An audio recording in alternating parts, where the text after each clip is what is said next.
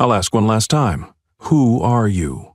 A poor father begging for favors, or someone hiding something in those kids' bags? The officer spat each word, his tone dripping with contempt. In the airport, amidst the calls for flights and the eyes of passing travelers, he humiliated an entire black family as if they were a threat. But just seconds later, when the father coldly opened his wallet and placed his FBI badge in front of him, no one dared to breathe too loudly. This is why you need to watch until the end, because public humiliation will be met with a silent punishment that can never be undone. The glass doors slid open, and the blast of cold air from the security checkpoint hit their faces like an invisible welcome ritual. The mother adjusted the strap of her purse on her shoulder, her eyes sweeping quickly over the long line of passengers preparing to take off their shoes and place their luggage on the conveyor belt. Her 4 daughters walked beside her, each wearing the same pink dress, a round-necked one-piece their mother had sewn herself before the trip. The oldest girl held the youngest's hand, whispering something that made them both giggle. The mother bent down and gently said, "We're about to board. You girls remember to stay quiet, okay? No playing around too much at the airport." Her voice wasn't stern, more like a soft reminder trying to protect their small excitement from being swept away by the chaos and unfamiliarity of a public space. This was their first family trip since the father's reassignment, and they had waited nearly 2 years for this day. The tension in the line was already thick, with constant announcements blaring from the speakers, but what made the air suddenly feel heavier was the look coming from the 3rd security desk. A white male officer in his 30s, tall, with a clipped tone and eyes full of suspicion, turned his gaze toward the family. His first words weren't a greeting or instructions. He smirked, looked straight through the children's bright pink clothes, then turned to a nearby colleague and muttered, half mocking, half commanding, "Cute uniforms. Let's see what's underneath." The words hit the corridor like a slap.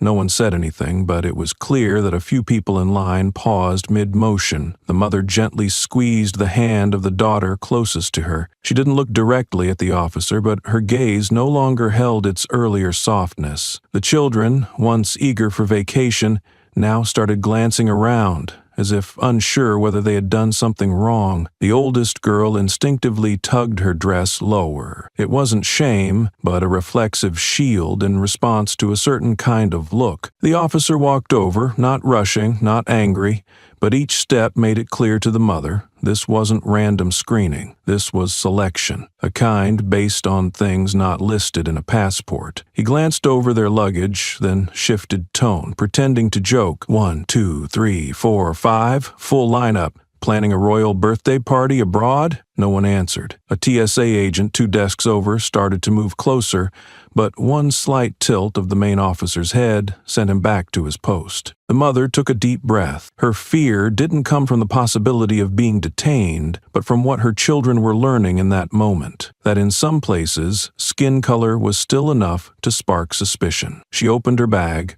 pulled out the documents, and looked over at the remaining 3 daughters. "Stand close together. Don't let go of your sister's hand," she said quietly, not as an instruction, but to reassure them that she was still in control. The air seemed slow, like sound had been drained from the room, and in that silence, even the smallest gestures became loud. A furrowed brow, a glance that lingered too long, a tight-lipped smile that meant authority. The youngest looked up at her mother, then at the officer inspecting a suitcase nearby. Her eyes widened as she saw him use gloved hands to dig deep into another passenger's inner jacket pocket. "Mom, are they going to do that to us, too?" The question sliced through the thick air like a thread. The mother didn't answer. She bent down, wiped her daughter's hand and pulled the girls closer to her and ahead.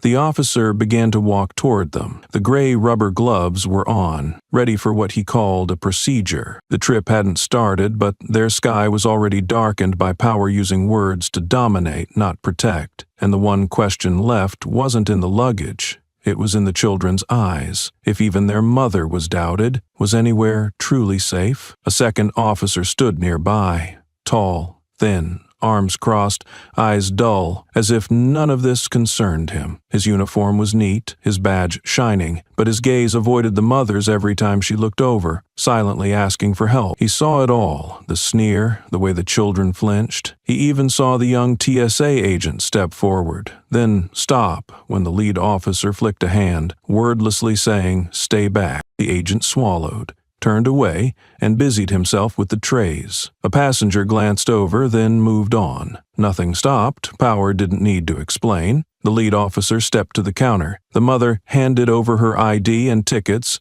her voice calm, her hand shaking. Her eldest stood closer, holding her sister's wrist. He skimmed the documents, ignored the names, and stared at the faces, from the oldest to the youngest. Then came the jab. "You sure these are yours? Or bought in bulk?" It sounded like a joke, but it cut deeper. The mother didn't answer. She looked at her youngest, gripping her dress, small fingers learning how to hold on before they could understand why. "They're just kids," she said, voice rough. He looked straight at her. Kids hide knives better than adults. He said it like truth, like training, though it reeked of bias. Not a warning, not concerned, just cruelty. The second daughter, about 7, lowered her head. She didn't get the words, but she knew one thing. When grown-ups mentioned knives, it meant danger. The mother whispered something to her, then stood tall. In that moment, she wasn't just a mom on a trip, she was a shield, the last line. So her children wouldn't carry one more wound. No one objected, but everyone heard. A guard glanced over, then looked away. An older man pulled out his phone, not to call, but to record, quietly. The officer stepped closer. "We'll take a closer look. Random gut feeling doesn't matter," he said, mocking the rules. The mother didn't flinch. In her eyes was something he hadn't prepared for, not fear, but clarity. She'd lived too long being judged for others' assumptions. She was done asking to be seen as an exception. The youngest began to cry, but the mother didn't bend down. She took her hand and said, "We're still going," quiet, but loud enough. And for the first time he hesitated, as if that invisible power had just met a wall it couldn't name. Not made of documents, but of a mother who didn't back down. The officer scanned the group like picking prey, then pointed at the oldest girl. "Shoes off. Socks too." She froze, glanced at her mother. The mother nodded slightly, voice low but clear. "Do it, honey." The girl bent down, fumbling with the double-tied laces of her heavy shoes. They weren't slip-ons, but thick, travel-ready ones.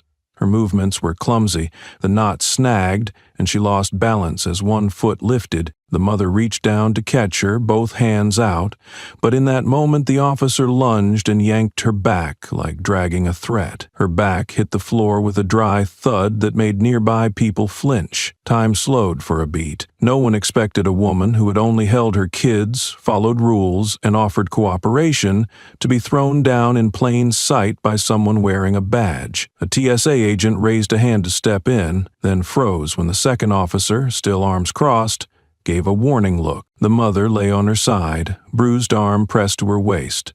Her 4 daughters closed in around her, a small circle drawn tight around a breaking point. No one cried aloud, but in their eyes was something no lesson could teach. They were witnessing a kind of power never shown in textbooks. No guns, no shouting, just silent force reshaping trust forever. In the crowd now gathering, a man pulled out his phone. He lifted it high enough, quietly enough, to frame the officer through the lens. The first thing recorded, a mother gripping her child's arm to stand, blood on her other hand. Her breath was sharp, not from anger but from holding in sound. She saw the camera but made no signal. She knew sometimes the only shield for truth was a third party not under control. The officer stepped back and barked, "Film again and you're getting cuffed." It wasn't a question or command. It was a claim over what could be seen. He didn't ask who was filming, didn't look, just said it like the image belonged to him. Some people hesitated, heads down,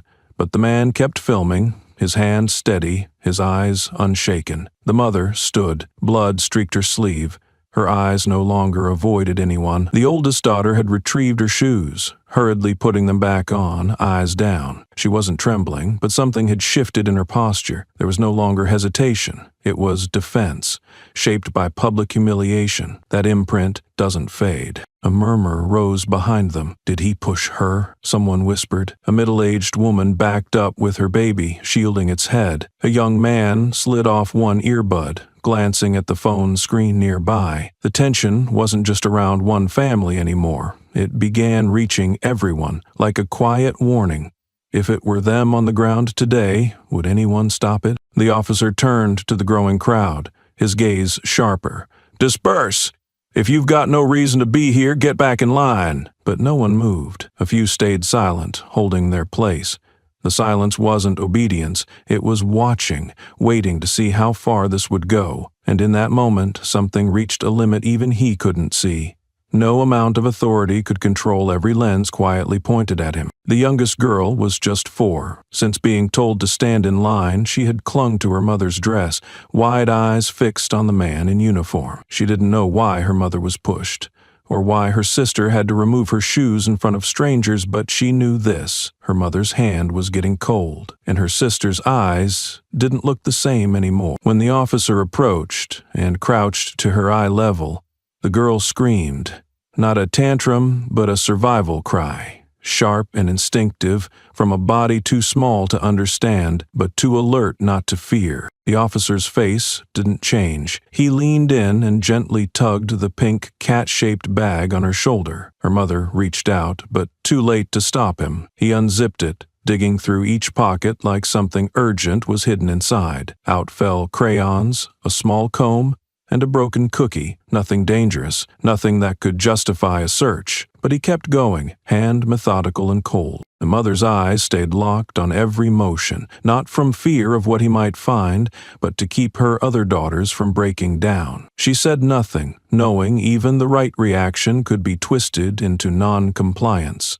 Her focus was now singular, get her kids out whole. The little one was still crying, fingers clenching her mother's dress hard enough to leave red marks. Her breath hitched with each rummage of the man's gloved hand. He pulled out the last crayon, looked at it, and dropped it onto the table. His face stayed blank. There was nothing suspicious, no reason to keep them, no sign of threat, only that they didn't look like the quiet majority passing through. He stood, adjusted his gloves, then said, loud enough for all to hear, "I don't need a reason to search. I just need a feeling." The words landed like a blunt blade, dull but heavy enough to rip the last strands of trust. They weren't meant for the child, but they etched deep into the family's memory. The mother didn't reply. Her gaze no longer trembled. She didn't fight, but she didn't lower her eyes either. It was the look of someone pushed to the edge of silence, where there's no room left to yield. A look beyond words, but impossible to dismiss. A man in line behind them clicked his tongue quietly. No one answered the officer. No one protested. But the air no longer felt like surrender. It was holding its breath, waiting, as if everyone now knew something had crossed a line, not just through action, but through the words spoken aloud. The mother pulled her daughter close, wiping her tears with a sleeve, then looked up at the officer again. No questions, no anger, just the quiet defiance of a mother long used to being watched, but never ready to let her children learn the wrong lesson in a place meant to be safe. The children didn't understand it all, but they would remember. Not the exact words, but the feeling of being treated like a threat. And in that memory, a question would grow. Why must some prove they are harmless, while those who hurt them never have to prove anything at all? He entered the screening area with a tall frame, broad shoulders, and firm, deliberate steps. A fitted yellow t-shirt hugged his solid build.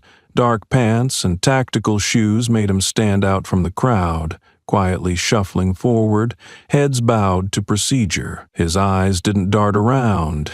He didn't rush, didn't scan. His gaze, cold like metal, fixed straight ahead, where he had already spotted the familiar backs of the people he came for. The woman in line, with dried blood on her right arm and long, twisted hair covering her left cheek, was leaning over to shield a small child. The eldest girl's head was down, but her hand gripped her sister's wrist tightly. None of them looked his way, and he didn't move faster, didn't call out, didn't show recognition. There was just enough distance between him and the anger now rising in his chest. He saw everything, the conveyors still spinning, trays moving in rhythm, inspection lights steady, everything working as expected, except for a family being turned into a target without question. The second officer, silent until now like a stone lodged in a current, stepped in front of him. No questions, no suspicion, just a scan from head to toe, then a raised brow and a single line, "Got ID?" The man didn't stop completely,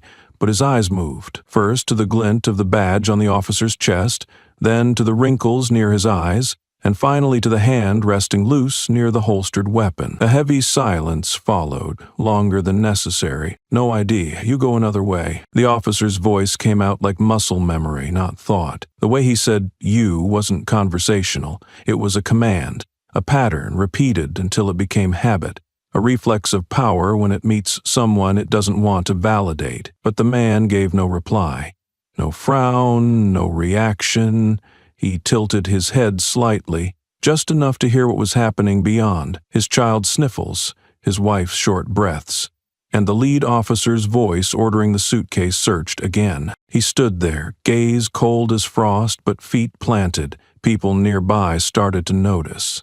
A strong man, not aggressive, but carrying a quiet authority that made the airport seem to pause. He wasn't the kind to back down, and he wasn't the kind to escalate, but clearly he wasn't someone to be handled easily. The second officer began to feel his fingers tighten, that familiar urge to assert control rising. And yet, there was no reason to threaten the man in front of him. He had done nothing. He was just standing. An airport staffer walked past and caught sight of the standoff. He paused briefly, but the officer glanced his way, then turned back to face the man. No one said anything more. The air thickened. What seemed like it would end with a dismissal had turned into a strange stalemate, uniformed power on one side and a steady, unshaken presence on the other. The man placed 3 fingers on his pocket where he kept his wallet, but didn't pull it out. He wasn't in a hurry, and he didn't need to prove anything. What he held was something the officer couldn't measure with procedure. The officer squinted, feeling control slipping. Behind him, the mother looked up, her eyes fixed on the man she hadn't yet called by name. Without a word, it was clear the story had shifted, and power had cracked because of someone who hadn't said a single thing. Malcolm stood with both arms at his sides, calm and still, but his eyes had moved past the officer blocking him and locked onto his family. Through the crowd, he saw his eldest daughter shrinking behind her mother. One foot was lifted slightly from pain, her hand still wrapped around her younger sister's wrist. Her eyes were down, as if trying to disappear. Small, clenched fingers, damp with sweat. Her cheek trembling, lips pressed so tight a pale ring formed around her mouth. Malcolm didn't move, but his gaze cut through the scene, instinctively taking in the harm others tried to ignore. In a space usually filled with flight announcements and suitcase wheels, this scene stood out, not for skin color or matching clothes, but for the pressure suffocating the children. A weight they didn't understand, but felt pressing down. Malcolm took a breath, but stayed still. He knew this was an unchosen stage, where every move, however small, could be twisted into cause to detain, to accuse, to erase legitimacy. Suddenly, a voice tore through the silence like a blade. "Who do you think you are, protecting them?" the lead officer barked, loud enough to make the whole line turn. It wasn't about policy, it was a claim of ownership, as if the mother had crossed a line she wasn't allowed to. She stayed in place, holding her daughter close, not retreating, not resisting. No words were needed. Her stance made it clear to all. This was no longer routine screening. This was humiliation. The officer's voice came again, but a soft sound drowned out part of it. the live stream playing from a phone held by a young man near the metal detector. The app showed hundreds watching live, comments rolling in non-stop. The feed had started from afar, but when the officer shouted, the camera zoomed in, capturing his face as he drew closer to the mother. Malcolm saw it all. The officer's clenched jaw, eyes red, wrist tightening. The mother held her ground while her 4 daughters shrank into a trembling mass. He saw the girl filming too, not afraid, not surprised, but as if she had seen this too many times. She just raised her phone, as if telling the world, this time won't stay buried. Malcolm still hadn't drawn his wallet or badge, but every second he stood there in silence was a declaration. He was present and he was watching, not to observe, but to remember. Because sometimes words aren't needed. Just being there long enough forces those who think they're invisible to face being seen. He knew too well the excuse called reasonable suspicion, and how often it started with skin and ended in blood on tile. The officer turned and saw Malcolm's eyes locked on the scene, unmoving, and for a second his arrogance faltered. Not because of anything Malcolm did, but because he couldn't read him, didn't know who he was, where he came from, or why he stood there so steady. And that, being unreadable, was what unsettled a man used to control. Without stepping forward, without saying a word, Malcolm had already started to shake the balance of a system too long shielded by silence. Blood from the mother's elbow trailed into a thin streak, staining the hem of the youngest girl's dress as she clung close. The mother didn't notice, or didn't have time to. The shock from the fall still spun in her head, but what weighed heavier was the look in her children's eyes. Confused, scared, helpless, all asking the same thing. Can you still stand? A TSA agent, a young woman with a name tag slightly tilted on her chest, stepped forward, reaching out, but the lead officer gave a sharp tilt of his head, eyes narrowing in warning. The agent hesitated, then quietly withdrew her hand. The mother pushed herself up with one hand, still holding her daughter's wrist with the other. The girl whimpered again, not from pain, but from not understanding why standing beside her mother could be a reason to be shamed. No one around moved. Even those watching the live stream now held their phones still, eyes shifting to the man walking toward the woman on the floor. He didn't push through, didn't speak, but the space around him opened on its own, as if everyone understood this moment belonged to him. Malcolm approached steadily. He crouched, reaching between the daughters clinging to their mother. His movements weren't rushed, but they brought everything to a pause. He touched his wife's arm with both steady hands, gently lifting her elbow as if handling something fragile. She didn't speak, didn't cry, but her eyes softened, not from comfort, but because someone had arrived not to question her, but to see her the way she deserved to be seen. "Does it hurt?" Malcolm asked softly, just loud enough for her. A simple question, but it made her freeze. Until now, every word had been about papers, travel plans, and matching clothes, but now someone noticed the pain, not to judge, but to ask how she might stand again. He supported her shoulder, helped her to her feet, and brushed dust from her dress. No hollow reassurances, no apology for what had been done, just presence, solid, timely, and whole, enough for her to know not everyone in a different uniform stood on the other side. The girls began to breathe easier, seeing their mother upright. The oldest reached for her hand, about to ask something, then stopped. Malcolm glanced at the wound, then looked up at the officer. His eyes held no loud anger, but enough weight to force the officer to look away. There was something in Malcolm's presence, no name, no title, yet it shifted the balance. He wasn't shouting, but one thing was clear. From the moment he arrived, indifference was no longer an option. The air at the checkpoint thickened, not because anyone raised their voice, but because a man had stepped into the space where dignity had been stripped and placed it back where it belonged, and no one stopped him. A father, a husband, a man who needed no permission to do what was right. In the stillness, the crowd kept watching, as if they all realized what mattered most wasn't the blood on the mother's arm, but the way her husband walked in, not to speak for the system, but to stand beside her, so it could no longer ignore her. The lead officer straightened and stepped forward slowly, as if preparing for a confrontation he was sure he would win. He stopped in front of Malcolm, chin slightly raised, eyes narrowed, voice tight. "I'll ask one more time. Who are you?" It wasn't a request for identification. It was a threat, aimed at the presence of a man who didn't belong to the world this officer believed he controlled. The silence deepened. That question echoed not only in Malcolm's ears, but in the awareness of everyone nearby.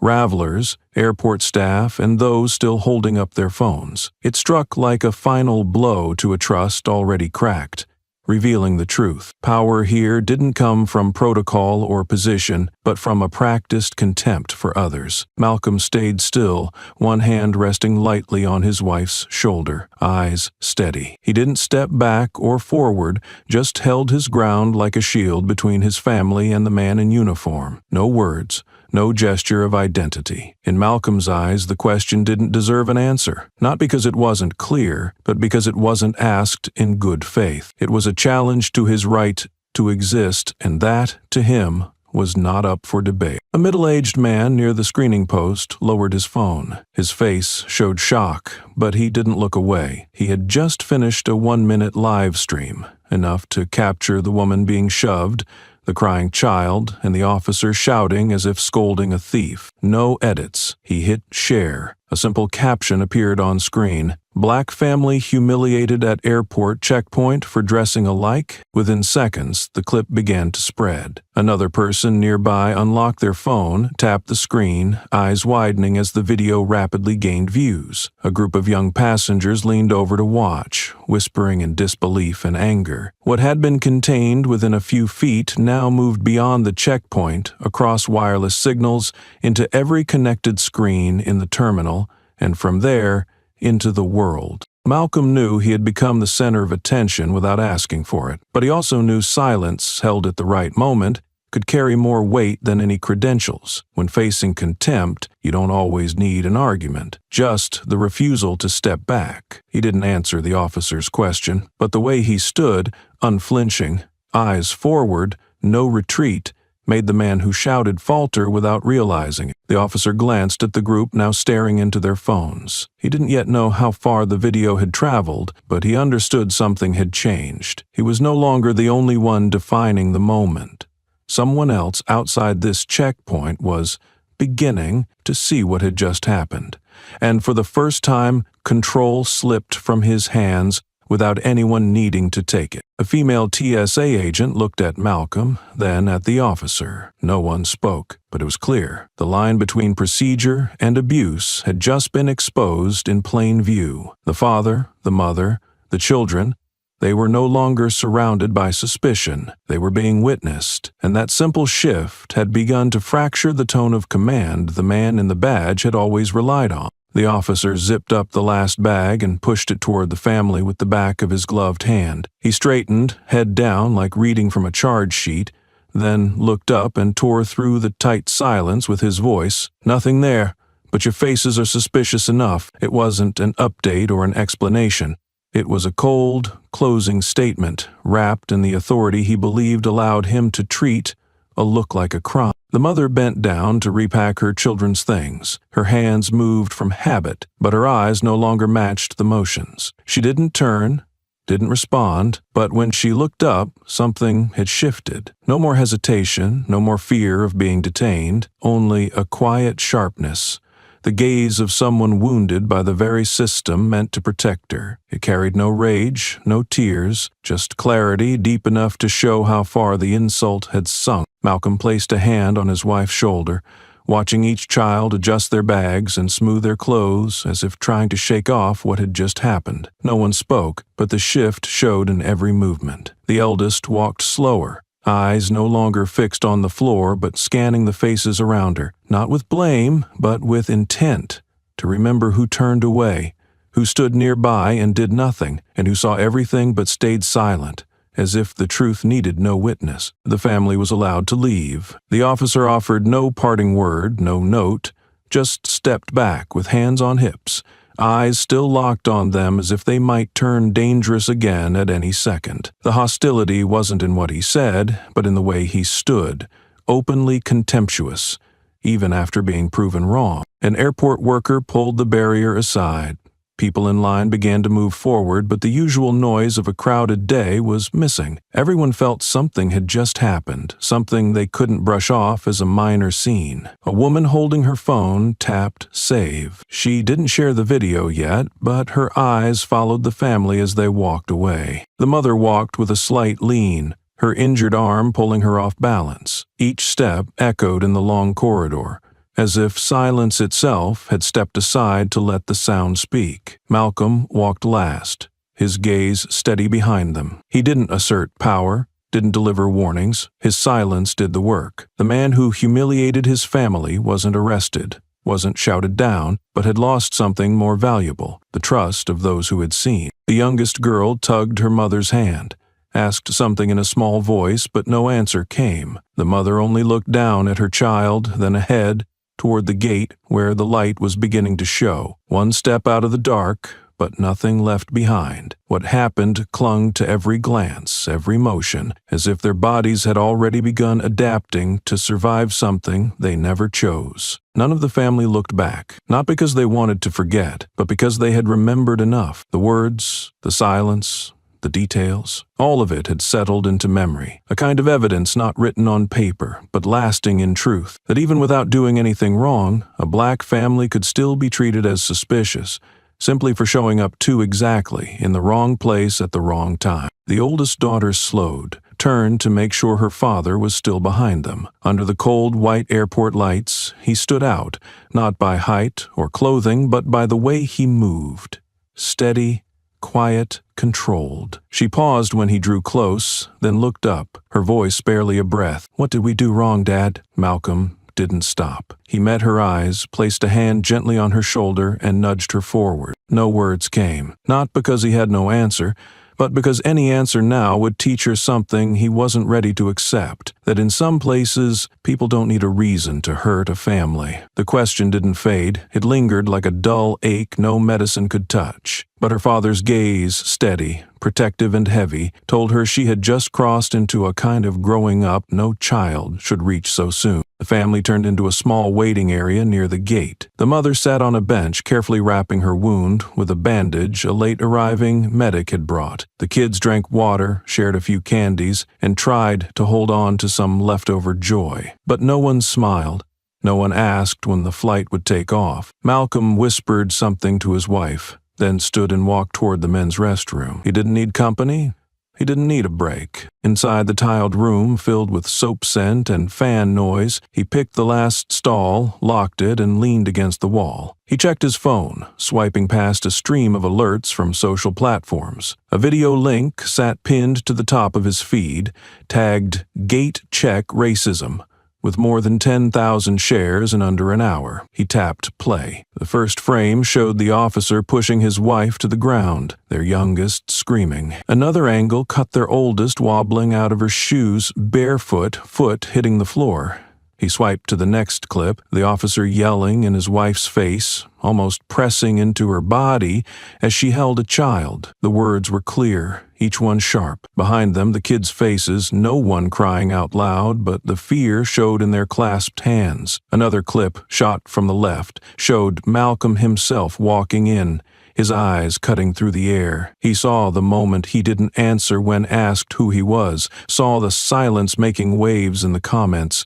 Who is that, father? Who has eyes like that and says nothing? This isn't the first time we've seen this. But this time, someone hit record. Malcolm lowered the phone, closed his eyes for one brief second. He didn't feel rage. He didn't feel vindicated. What came to mind was his daughter's small shoulders when she asked, "What did we do wrong?" And because of that question, he knew silence wasn't enough. He couldn't disappear into the role of the victim. He didn't need recognition. He just needed to make sure the system that made his children shake would no longer growl unchecked without being recorded. His phone buzzed. A colleague texted, "I saw the clip. Don't talk to the press.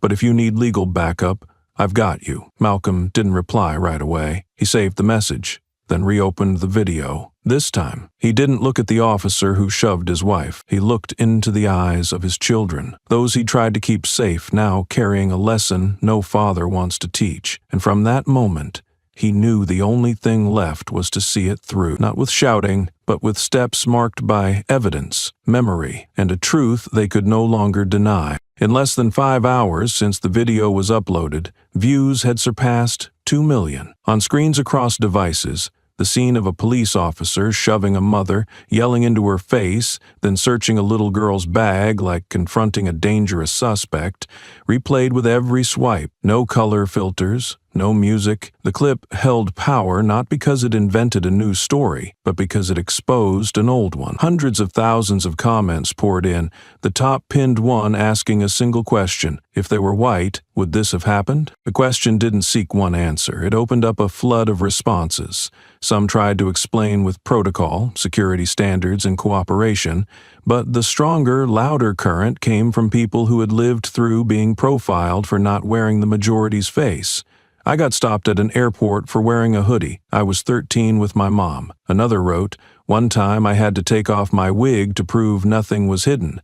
No one said sorry. Among them, a comment from an anonymous account drew major attention. He forced me to give him my number at a soccer field. I was 16. No profile photo, no bio, but within 2 hours, it had over 5,000 likes and hundreds of replies. One asked, did he have the same name as the cop in the video? Another answered, I remember those eyes. He grabbed my shirt at a convenience store. I was buying milk. Memories long buried began to surface like water from a cracked pipe. Not because people had never wanted to speak, but because there'd never been a moment when speaking didn't risk being twisted.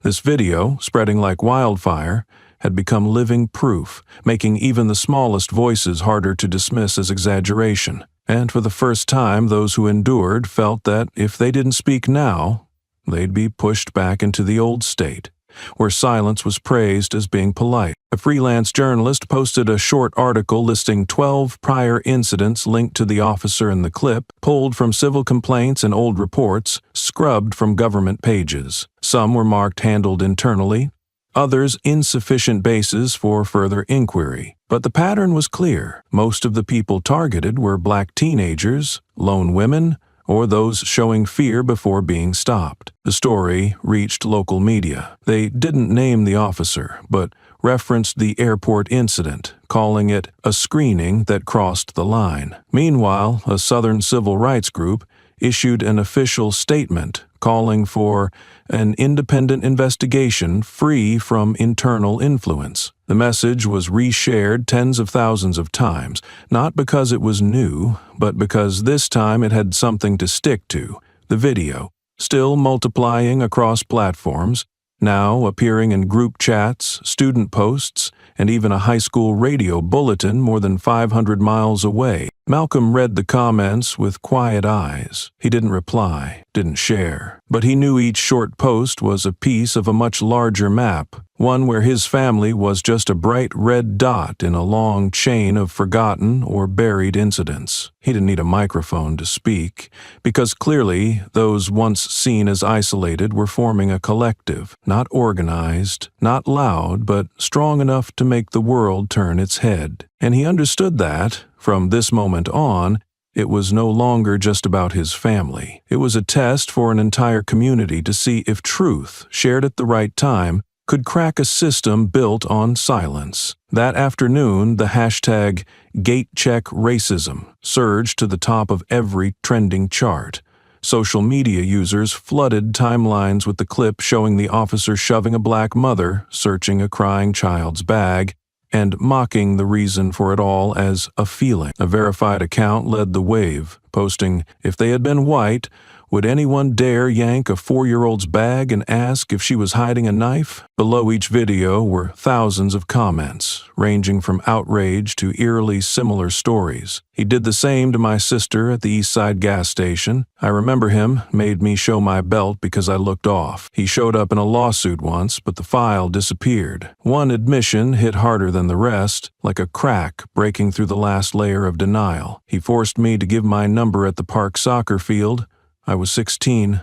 No one believed me. At the same time, major news outlets began analyzing every detail of the uniform, matching badges, zooming into frames to trace his identity. The local police department initially declined comment, offering only a vague statement that security procedures are under review. But the evasion only added fuel to the fire, growing by the hour. Mainstream outlets, once cautious, started asking openly, who is this officer? What departments has he served in? Why is he reassigned every time a complaint is filed? Malcolm didn't answer any calls from reporters. He posted nothing, didn't share the clip, and remained silent in community forums. But inside his home office, every action carried the weight of quiet momentum. He downloaded high-quality footage from 3 sources, selected the clearest frame of the officer's face, adjusted the colors, and printed a large copy. No captions, no frame. The photo went in the center of the corkboard on the gray wall around it,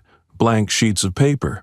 But Malcolm already knew what he'd write on them in the days ahead. This wasn't the act of a father seeking revenge. It was the reflex of someone trained to observe systems and track the missing links. He wasn't angry like he had been when catching his wife mid-fall, nor stunned like when his daughter asked, "What did we do wrong?" What remained now was a nearly emotionless focus, what his old colleagues once called cold case mode. He pulled a chair, opened a worn folder from his safe, cases that never made it to court for lack of evidence, names buried in redacted reports. On his screen, he began typing name after name. Girls who vanished after baseless stops. Young men labeled non-compliant, with no witnesses. Among them, 3 lived just blocks from the airport, all 3 randomly checked by the same officer. No one spoke to Malcolm now. The small house had gone quiet, his daughters fast asleep, his wife curled on the couch, clutching a pillow like she still feared being back in the terminal. But in the office, the light stayed on. Beneath the printed photo of the officer, Malcolm picked up a pen and wrote the first line on a blank sheet. Case 1. 16 years old, East Side Park. Then he pinned it, starting to redraw the silent map of a system that had let one man's footprints go unchecked for too long. Malcolm had spent 15 years in the federal force, yet in the modest suburban home he now lived in, he had never used his badge to prove anything. Not even after the airport incident. To him, the title agent was never something to flaunt, but a tool. And that tool only held real value when paired with silence, precision, and a refusal to draw a weapon before understanding the nature of the target. In the days following the airport check, he didn't reach out to any former colleagues or use official systems to look up personal data on the officers. He chose a slower route, but one that was cleaner. He began by combing through complaints that had been withdrawn over the past 4 years in the city. Some had been removed from the system, but he had a way to trace them through the public archive portal, where original documents occasionally remained, quoted in edited versions. One of those files made him pause longer than usual. A suicide case from 3 years ago. A 20-year-old girl. Her name was Alea Monroe. She had died in the spring, in a small room near the Southern train station. The death certificate read simply, self-inflicted, no signs of force, no suicide note. But when Malcolm followed comments on a memorial post, recently reshared, he found an anonymous account that mentioned a notebook retained during the autopsy, and never returned to the family. Malcolm went to the old county courthouse where the case had been handled. There, through a records clerk who had once been a classmate, he borrowed a copy of unofficial notes. Aaliyah's journal, thin and nearly torn apart, had been deemed unrelated to the cause of death. But just one entry made Malcolm sit in silence for minutes. He always shows up behind me. Always smiling, but that smile makes my skin crawl. I once thought about screaming, but Mom said, "He's a cop. Maybe you misunderstood. Tomorrow I'll write more. If I can't, maybe he saw me again." No specific names were mentioned, but from the timeline and location described, Malcolm cross-checked officer shifts in the area. One name appeared in all 4 instances. Aaliyah had reported a uniformed man approaching for no reason, and that name belonged to the man now at the center of a video that had surpassed 10 million views. Malcolm didn't need emotional confirmation. He only needed to connect the dots, one cold fact at a time. A young woman, harassed, not believed, then gone. A mother beside her, choosing silence because she believed cops must be right, and a system that automatically filed such descriptions under unstable mental state. He wrote Aaliyah's name on the board in his room. Beneath the officer's photo, he scrawled one line in a shaky but aligned hand. Aaliyah Monroe, spring, 20 years old. He didn't know if her family still lived in the city, but one thing he knew for certain: they had never been told about that entry in the journal. And the system hadn't made a clerical error. It had simply refused to keep what it chose not to believe. That night, he retaped the officer's photo, adjusting the light so the reflection hit the man's eyes. He stared at it like a silent test, not for the man in the picture, but for himself. How many cases had he brushed past during major investigations because they were unrelated to the main objective? How many times had he filed uncertain matters under unnecessary because of time constraints? Now, everything was clearer than ever, and this time, he didn't need power to act, only patience, and a notebook, still bearing the imprint of a hand that once tried to speak before the world was ready to listen. They never expected anyone to stand with them. When their daughter's words were dismissed, the family had nearly closed the door forever on the hope that someone in the system would listen. The father, a middle-aged man with graying hair, held tight to a childhood photo of his daughter beside the memorial frame, while the mother said plainly, "We didn't think anyone would believe." Each word she spoke carried the weight of years of silence they had been forced to swallow. Everyone in the room sat quietly, no one interrupting, because the pain within those walls needed no further explanation. Malcolm didn't interfere with their emotions. He simply placed the recorder on the table, nodded slowly, and opened his notebook. On the page were a series of timestamps, records of the times the girl had reported to her school, had sent emails to the district authorities, and had tried to mail anonymous letters about the suspicious behavior of a police officer seen near the dormitory area. Malcolm traced each line, as if following a wrinkled old map, hoping to recover something long forgotten. As night fell, he returned home and sifted through materials that had once circulated within internal systems. Among hundreds of emails marked "No response needed," he found a name matching the complaint filed by the victim's family. The content of the email was brief, a report from a TSA staff member noting the officer's excessively familiar behavior toward a young female passenger. But what mattered more than the content was the automated reply from a superior. Insufficient evidence to proceed with further investigation. Malcolm printed the email and pinned it to the already crowded board, underlining a line in red ink. Who answered this email? He stared at that robotic sentence, as if it had ended a life without ever pulling a trigger. No gunshot, no visible wound, but the result was still a funeral, and a family that would never be whole again. The next day, he tracked down the person who had written the report. It was a TSA officer who had since transferred, now working at a small airport in the South. The man seemed surprised that someone was digging up an old story. "I used to think I did the right thing," he said, "but after being ignored, I started to wonder if maybe I was wrong." Malcolm didn't respond right away, because he understood that feeling, the weight of being pushed aside by the very system you served, simply for trying to do the right thing. Back in his office, Malcolm sat and looked at the board that was now nearly full. Every note was a piece of the puzzle, but the most important piece was silence. The silence from superiors, from those who had seen but turned away, and from victims themselves when they began to lose faith that their voices still mattered. And that silence was what made this no longer an isolated incident, but a symptom of systemic helplessness. He wrote one final line in his notebook: "When silence becomes complicity, justice never stands a chance." And under the soft glow of the room's light, Malcolm set aside his emotions, because he knew from that moment on what he was doing was no longer for the sake of the FBI. It was to ensure that those who died in silence would not be forgotten again. He wasn't surprised by the comment, but it still took him a few seconds to push aside the frustration tingling behind his forehead. In a closed-door meeting between interagency investigative units, when Malcolm voluntarily brought up the officer who had stopped his family at the airport, a mid-ranking officer glanced around and then lowered his voice to a near whisper. "He's got someone backing him."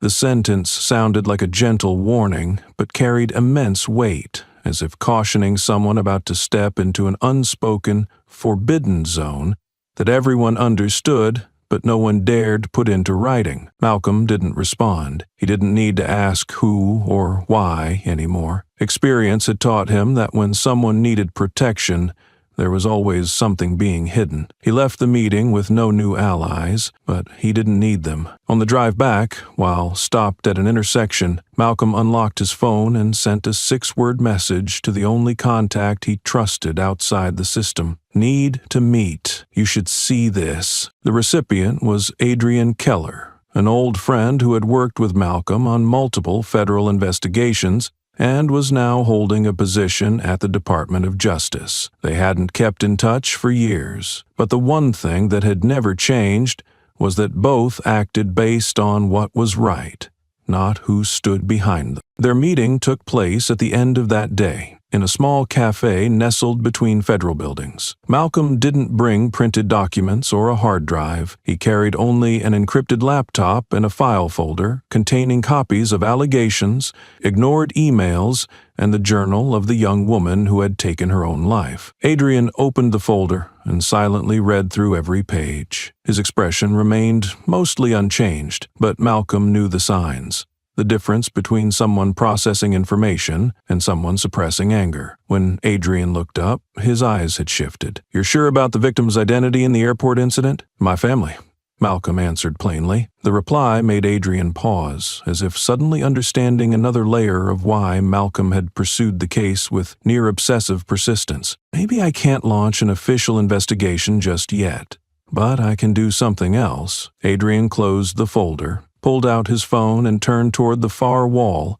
away from nearby tables. He spoke a rapid string of security commands before transferring the data into the Department of Justice's internal network. Malcolm, he understood the unspoken code shared by those who had worked deep within the system. Know enough, stay quiet at the right moments, and act only when every piece fits. They ended the conversation and said goodbye without another word. But Malcolm knew that from that moment forward, the truth had a chance to exist beyond the information board in his home office. What he needed now was time and precision. Returning home, he found his wife talking with their children about an upcoming trip. The vacation that had been canceled due to the airport incident would now be replaced by a new journey, this time by road. But Malcolm wasn't going. He sat at the table, opened his laptop, and reviewed every public accusation posted in the past week. The total had surpassed 100 entries. Many were anonymous, a few carried real names, and some were from people within the system. But all of them were talking about the same man, a man who once allowed himself to search children based on a feeling, and a system that was once considered normal. Malcolm pinned another photo to the board. This time it was the cover of an old suicide case file, signed by an officer who had recommended the case be closed due to lack of grounds. He crossed out that note in red ink and circled the most recent date, the day when the truth was no longer just a claim. The leak surfaced one early morning in a post from a security forum once seen as an unofficial internal channel of the profession. A PDF file, over 30 pages long, without a title, without a signature, contained only brief notes, dates, and witness statements. 7 cases were listed. 7 separate times that officer had been reported for excessive force, discrimination, or unauthorized searches. The victims included students, the elderly, the disabled, and a pregnant woman in her 8th month. None of the cases were escalated to a formal investigation. All had ended with the same faint internal software remark: insufficient grounds for further verification. The post spread rapidly, with no one taking responsibility. But someone had saved the full data set, and independent newspapers began referencing the number 7 as a name in itself. Officer 7, one headline proclaimed. A podcast series launched a dedicated segment titled The 7 Left Behind, retelling the stories buried under a culture that had grown numb to violating people's rights. Yet while debates erupted across media and social networks, the man in question still showed up every morning at the airport, neatly armored, strutting like nothing had changed. He still patrolled the checkpoints, still scanned every group of people of color, uttered cold phrases when no one had the authority to stop him. But this time, he was no longer alone. A rising TikTok account with a security helmet as its avatar began tracking his every move. Each video, only 15 to 30 seconds long, carried no narration, no music, only footage. Him staring at mothers with children, pointing toward groups of young people, walking past the elderly with a look of contempt. Each short clip bore the same hashtag: keep watching, keep recording. At first, he glanced around but saw nothing. Passengers stared at him more than before, some gripping their phones, ready to record any suspicious move. He began to show signs of unease, muttering curses when he noticed someone trailing him at just enough distance to avoid being accused of interference, but he couldn't stop them. One morning, he turned abruptly in the long hallway connecting 2 screening zones.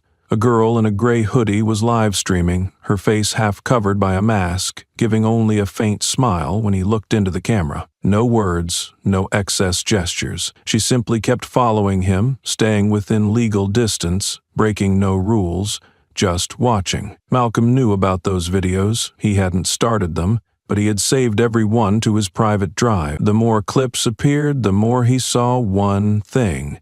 Society was no longer sitting still. Small actions, every quiet recording, every whispered sentence into a lens, were forming something he had once doubted could grow so quickly: a network of witnesses. In his office, he pinned a new printout, 7 quotes from various complaints, each one a statement left unanswered. He marked a large question above one line. He said, "I like checking you people," and laughed. Beneath that, he wrote by hand, "Still laughing today." The story was no longer just about his family. It had moved beyond the pain of a mother shoved to the ground, beyond the choked stares of 4 girls in pink dresses. Now, every move made by the once protected man was under the lens of thousands, and this time he would have to learn how to patrol under the shadow of justice. The person behind his veil of power was not revealed through a press conference or official statement, but through a stream of leaked data from within the Western Regional Security Agency. His name appeared in a periodic personnel review from 7 years ago, where handwritten notes from the head of human resources hinted at an unofficial connection between the officer and a former classmate from training. Intimate meetings, photos taken at golf courses,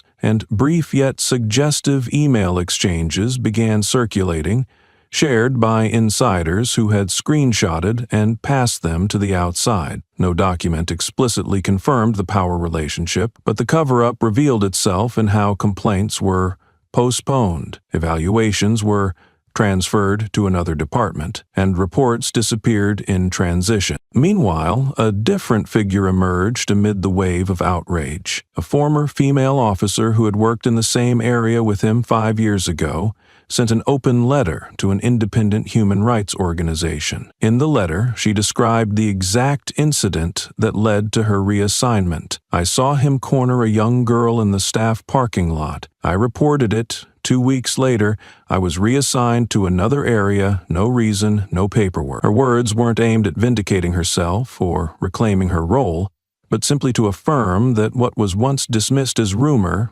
had occurred. Malcolm received a copy of the letter not through law enforcement channels, but from a young law student interning at the organization. The student wrote in the email, "I don't know if this helps, but it seems like someone's starting to speak." Malcolm opened the file, read each line, then printed it and placed it beside the growing collage of evidence covering the left wall of his workspace. A few days later, the woman from the letter appeared on live television in a direct interview.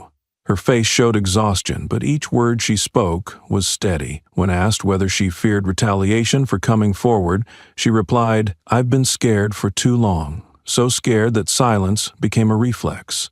Now, I want my daughter to know if anything happens, her mother has spoken clearly and fully." The interview drew millions of views within 2 days, and a new hashtag began to appear alongside GateCheck Racism. She essayed it first. Excerpts from her statement were reposted across platforms, placed among hundreds of stills from airport surveillance footage. Online communities pinpointed the exact timing of her reassignment, identifying irregularities in the internal personnel handling process of the local security department. The pressure increased not only on the officer, but also on the man who once shielded him. The independent inspector general of the Department of Justice was eventually forced to respond, confirming an active review into possible collusion between local leadership and law enforcement personnel. While the statement was technical, it marked the first time a federal agency had stepped into what had appeared to be a local matter, all thanks to fragmented data linked together by countless ordinary people. To Malcolm, this was confirmation that the path he had chosen, avoiding personal power plays and dramatic action, was beginning to yield results. He wasn't the only one connecting the dots, and didn't need to pull anyone to his side. The truth, if made clear enough, would reveal itself when someone stepped forward to echo it. And this time, a woman, once pushed out of the force, had stepped back into the light, not for revenge, but to restore something erased from official records: the first warning. The document she sent carried no name, no signature, and asked for no compensation. It included only one brief but weighty paragraph: "I do not request disciplinary action, nor seek punishment. I only request a full review of the internal handling process over the past 3 years, especially concerning files labeled not eligible for investigation." The letter was delivered to the Federal Oversight Office for Transparency in Law Enforcement, a body known for its slow replies but vested with the authority to initiate independent probes without needing local approval. 3 days later, an encrypted internal message confirmed that a special summons had been issued, based on supplemental evidence tied to human rights violations during passenger screenings in public areas. While the media still debated the whistleblower's identity, an unmarked convoy arrived at the police station where the officer worked. He was called outside without notice, right in the middle of chatting with colleagues about security plans for an upcoming fair. His first reaction was not fear, but a mix of anger and confusion. When he read the warrant clearly, he slammed his hand on the table and shouted across the lobby, "You think this is justice? I've kept order in this damn city for how long, and now you're cuffing me over some stupid videos?" A few colleagues looked like they were about to intervene, but the stare from the lead investigator made them free. He was escorted away, the sound of his boots hitting the tiled floor echoing dry and sharp amid the heavy silence of those around him. As he stepped outside the station, he tried one last time to threaten the duty manager, saying, "If you let them throw me in jail for this, we'll take the whole system down with us." But that kind of threat no longer carried the weight it once did. The moment the handcuffs locked around his wrists, what stirred the crowd wasn't just seeing a cop arrested. It was the fact that for the first time, inside the headquarters itself, a place that had long shielded, protected, and at times enabled, was now watching its system forced to amputate what had rotted. Across the city, Malcolm sat in his office, following the news on his computer screen. He felt no satisfaction, no relief, only typed a new line into the open document. Phase 2, trace the entire complaint handling system across federal zones. He didn't want to stop with just one man. What he needed was true movement, a full re-examination, not because of public pressure, but because the institution itself must finally ignored. News of the arrest spread quickly. Major outlets covered it with a careful tone, but could not hide their surprise. Some articles began revisiting the history of dismissed complaints and cases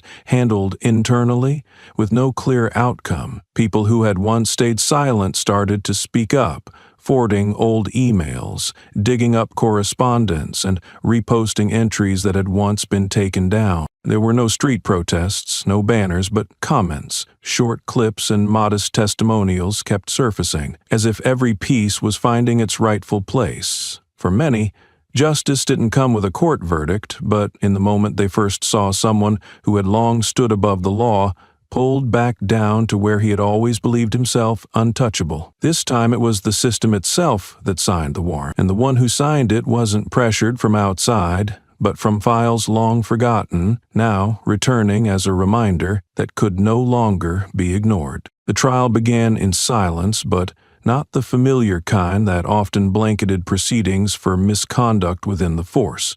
It was a silence of anticipation, not waiting for a defense, but for the first time to witness the legal system properly naming a type of unchallenged for far too long. The witness stand was placed at the center of the courtroom, directly facing the jury. No one had to conceal their identity.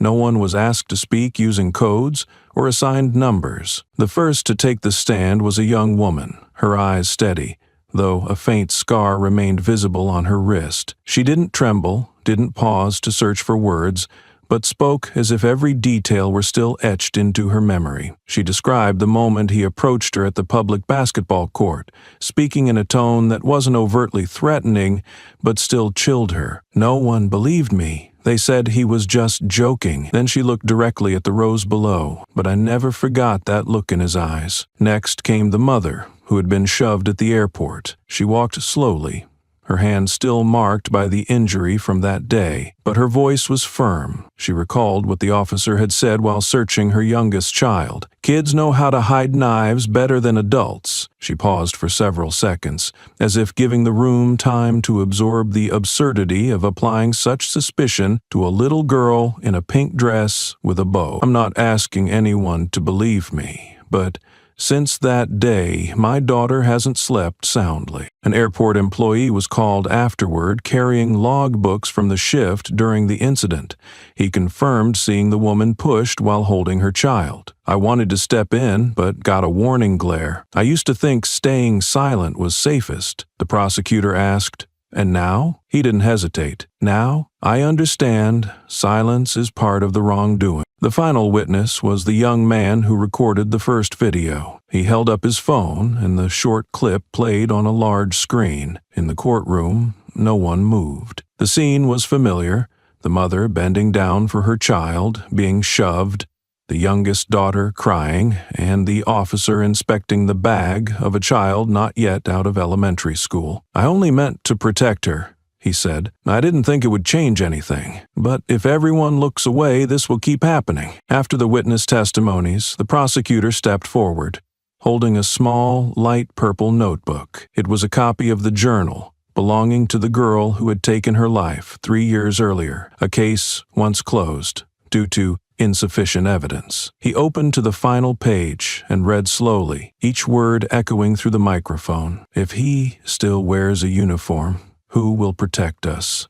In a room long considered the place where justice is upheld, that question wasn't just directed at the defendant. It was for everyone who had once chosen silence. The silence in that moment was no longer passive. It carried the weight of responsibility, settling on every shoulder. Some jurors looked down, hands clenched on their laps. The air was heavy, but necessary. For the first time, the investigation was not guided by rank or reputation, but by fragments of memory once thought forgotten. The presiding judge emphasized that this was not merely a trial of one individual. It was a hearing on the culture of cover-ups, on a system that enabled wrongdoing by refusing to listen, to believe, or to reopen files. And every testimony that day, from the young woman, the mother, the airport worker, and the man behind the camera, became undeniable proof that such a system had existed. But this time, their stories had been written down, recorded, shared, and brought into the light, no longer in a diary, but before justice itself. He threw his head back and laughed, the sound echoing through the wooden rows of the courtroom, making a few people frown, others turn away. Justice, he sneered at each syllable, as if that word amused him the most. You can't handle the truth. You like your happy endings. But the truth is, you always need a scapegoat to wash away collective guilt. Today it's me. Tomorrow, who's next? He finished speaking, still laughing, as if the sentence ahead could never touch him. Prosecutor said nothing. The judge didn't interrupt. The sentence had been thoroughly deliberated. Before announcing it, the presiding judge spoke just one sentence. The defendant's actions were not only his own, they are the result of a long chain of silence, neglect, and protection. 10 years without the right to appeal is not a punishment. It is a necessary distance, forcing a person to face his own shadow. The gavel struck. 20 years in prison, with no possibility of sentence reduction during the first 10. No one in the courtroom cheered. There was no applause, no fists raised in victory. Instead, a deep silence settled, as if everyone inhaled at once and forgot to breathe out. A few sat motionless, eyes red. Others reached for the hand beside them, as if to confirm this was real. Perhaps everyone understood. This sentence, though necessary, was not an ending. The mother stood up, leading her children out of the courtroom.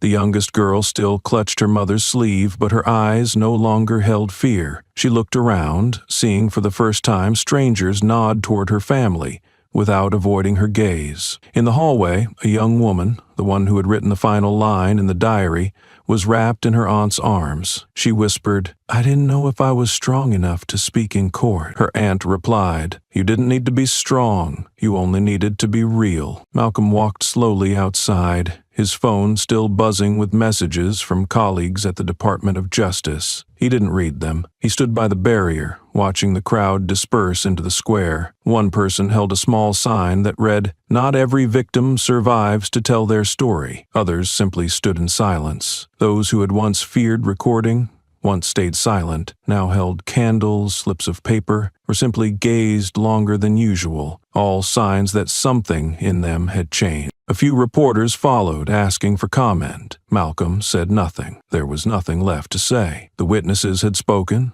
The evidence had been shown.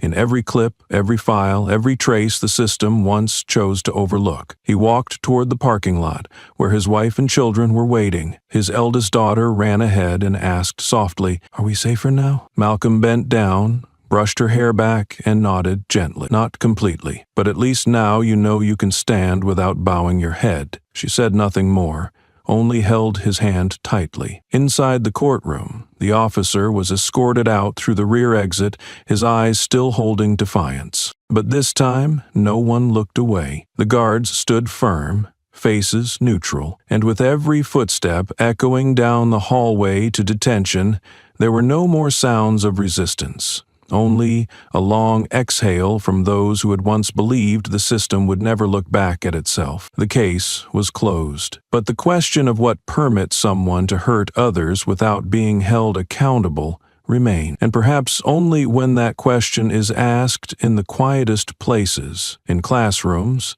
in late-night conversations, in closed-door meetings, can justice truly begin, not with a verdict, but with what happens after everyone leaves the court. The hearing took place in the third-floor conference room of the police department, a space that had once processed hundreds of internal decisions each year. But that day, no financial reports or administrative directives were discussed. The chairs were arranged in a crescent, facing a coordination table composed of representatives from the Department of the Interior, the Department of Justice, and an independent member from the Ethics Oversight Council. Names once casually referred to as teammates were now divided into categories: witnesses and those asked to explain. The first to step forward was an officer with 23 years of service, gray streaks in his hair, a weathered face. He stood, hands folded in front of him, voice low but clear. "I knew there was a problem from the first weeks of patrol.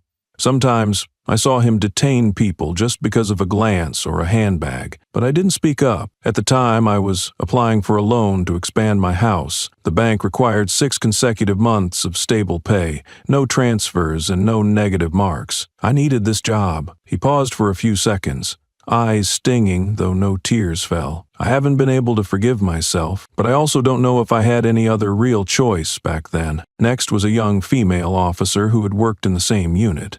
Voice trembling, but eyes steady. I filed reports detailing 3 separate violations, but my direct supervisor tore the report in front of me. He said, "You want to be reassigned to a border post?" I got the message.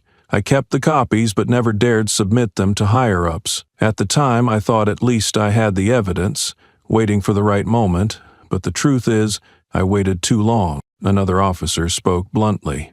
I used to joke around with him. I used to think those people must have done something to deserve how they were treated. But after the girl took her life, I went back and read the files. The fault wasn't just his. It was the quiet consensus we had all agreed to. The entire room felt heavy. Some wrote notes. Others stared down at the table, not lifting their heads. The head of the review panel asked, "Then why, after every complaint, was there still a stamp that said insufficient grounds for further investigation?" No one answered immediately. One person finally spoke, exhausted. Because he had a shield, every report was blocked at the outer layer. Sometimes they never reached the decision-makers. Some who tried to send reports directly the next day were reassigned, subject to random checks marked for uncooperative behavior. From the back row, a records clerk quietly stood up. I was the one who entered data for 3 of the complaints. They were marked as low priority. I didn't ask why, I just followed the system codes. But now I understand. Every incorrect code entered was another fragment of someone's dignity, pushed down. By the end of the hearing, the Ethics Council representative read aloud a preliminary proposal to launch a 3-year review of old case files, reassess the entire reporting intake process, and restructure data access rights to prevent centralized control by a select group. The proposal also included temporarily suspending those who had directly blocked the complaints, not as punishment, but to maintain transparency during the expanded investigation. No one objected. No one clapped either. Each person left the meeting room in silence, as if they had just undergone a screening where no one was entirely exempt. Though the individual standing before the court was just one person, the system understood that what needed to be addressed was much larger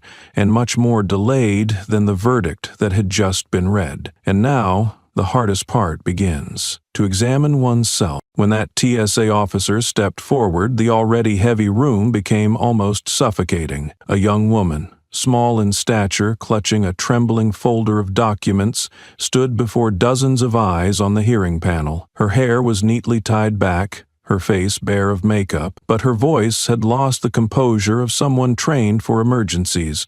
She spoke, slowly but clearly. "That day, I was there. I saw the officer raise his hand. I saw the mother lose her balance and fall to the tiled floor. No one held me back. No one threatened me. I just turned away, because I thought that if I intervened, I would be seen as going against the coordinated force. I was afraid of being reassigned. I was afraid of being removed from the quarterly commendation list." Her voice broke when she mentioned the eyes of the crying little girl clutching her mother's dress. That look haunts me to this day. It wasn't hatred. It was like a silent question. "Why didn't you help my mom?" I bowed my head, slipped past the checkpoint, and walked quickly as if I had nothing to do with it. But I knew I had betrayed both my profession and my conscience. The panel did not question her. There was no need.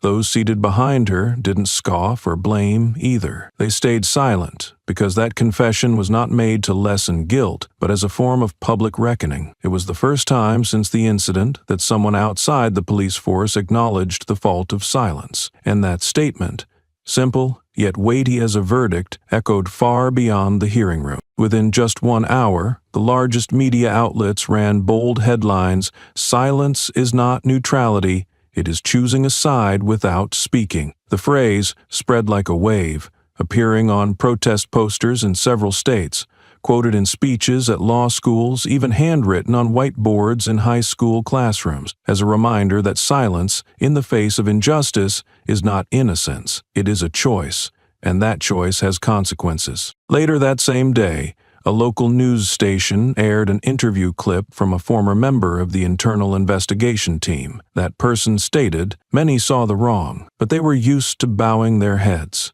used to staying quiet, because they thought the system wouldn't change over a single testimony. But the biggest mistake is believing you're too small to make a difference." At airports across the country, TSA agents began requesting additional ethical behavior training, an initiative never seen before. They didn't wait for orders from above. Some shift supervisors contacted human rights groups to invite guest speakers, hoping that what happened at that security gate would never repeat, not because of public pressure, but because of an awakened conscience. In an eastern state, a group of public administration students printed the phrase, "Silence is choosing a side," on T-shirts to raise funds for the family of the deceased woman. The victim's father, who had once attempted suicide, said he didn't need the money, but upon receiving the shirt he replied, "If each person dares to stand for what's right just once, then my daughter's death won't be in vain." At the FBI office where Malcolm worked,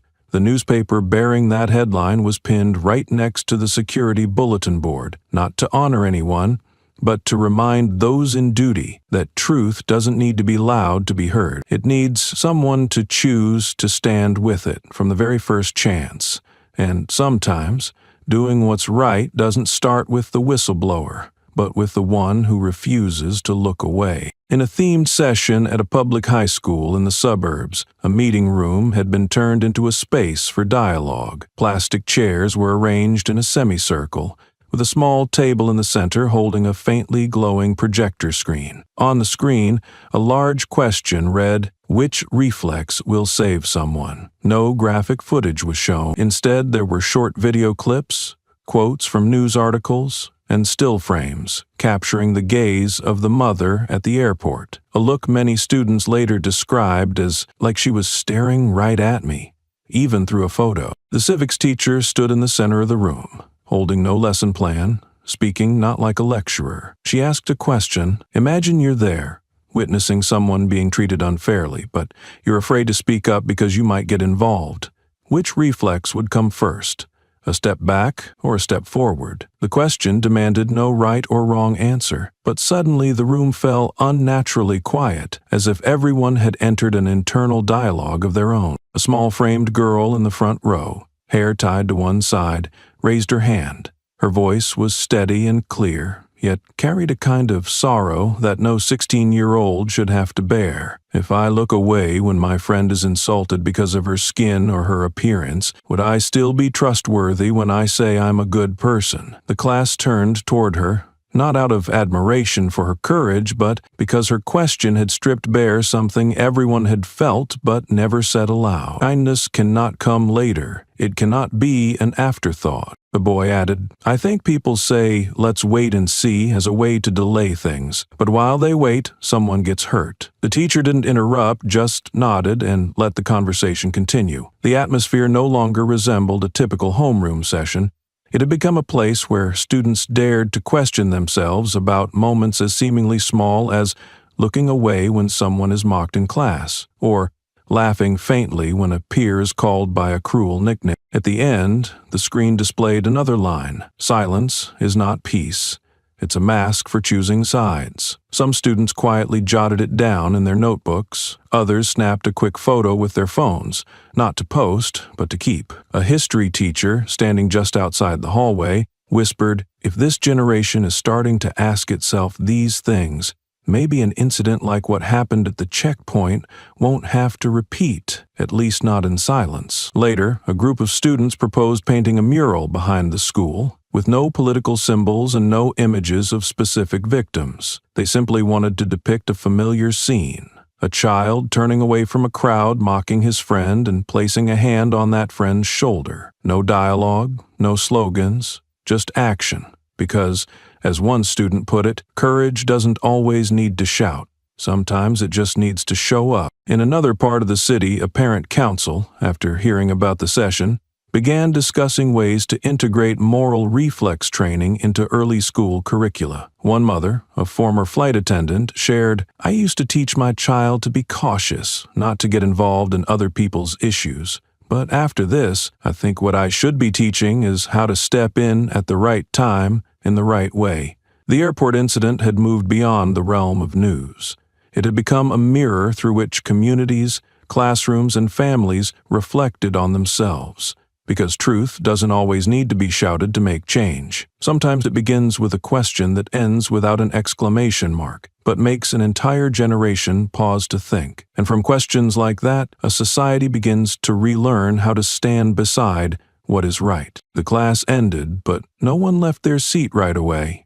The students remained still, as if the teacher's final words were still hanging in the air. "You are not adults, but you have eyes, ears, and a choice." The sentence wasn't emphasized with a raised voice or a finger pointing at the board, yet it lingered more deeply than any proposition in the textbook. It didn't ask them to be heroes, only that they not shut down their ability to feel and to choose action, even if that action was merely to look more clearly for a little longer. Some teachers at the school began proposing that the case be turned into an official teaching module, not to exploit its shock value, but to help students understand that justice is not an abstract concept reserved for courts or officers. It is something visible in everyday moments, right in the schoolyard, when a student is left behind in a wave of mocking laughter. From that came the special lesson titled, "When Justice is Not Armor, but the One Who Stands Beside You." In the first session,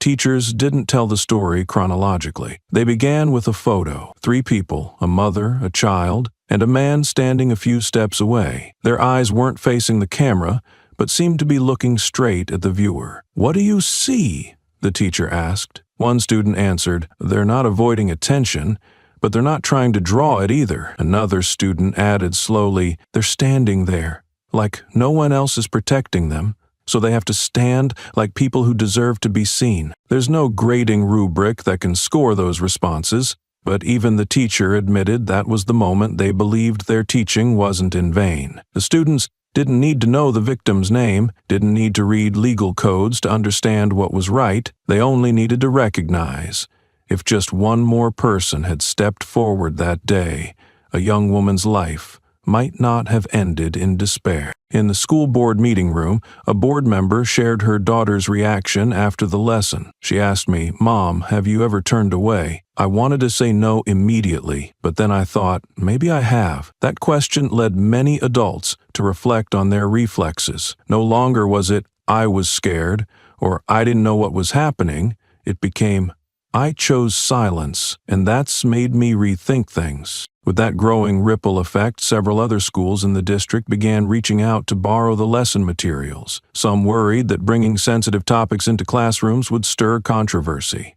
But most parents agreed that it is precisely because society avoids them that we need classes that do not. A psychologist advising the program concluded, "This isn't education about an incident.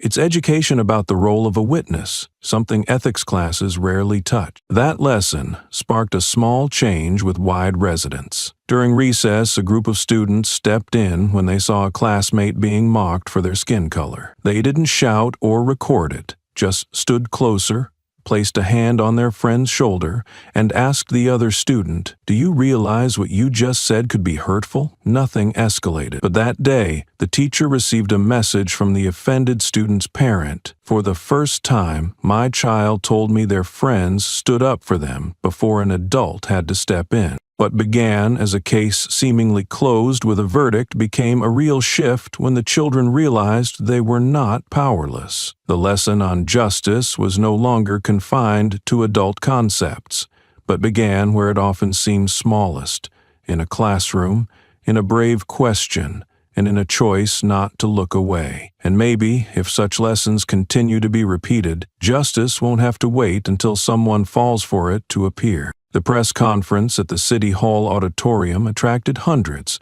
including media representatives and local leaders. A state government spokesperson announced plans to erect a statue in the Central Plaza to honor Malcolm's family for their courage and unwavering fight against injustice. The applause echoed as a sketch was unveiled, depicting the father standing tall among a crowd, his hand gently resting on his wife's shoulder, eyes fixed on their daughter, carved with rough yet expressive lines. However, the atmosphere shifted when Malcolm's family arrived, choosing to remain at the back rather than step on stage. When reporters approached, the wife said quietly, "We didn't do anything great.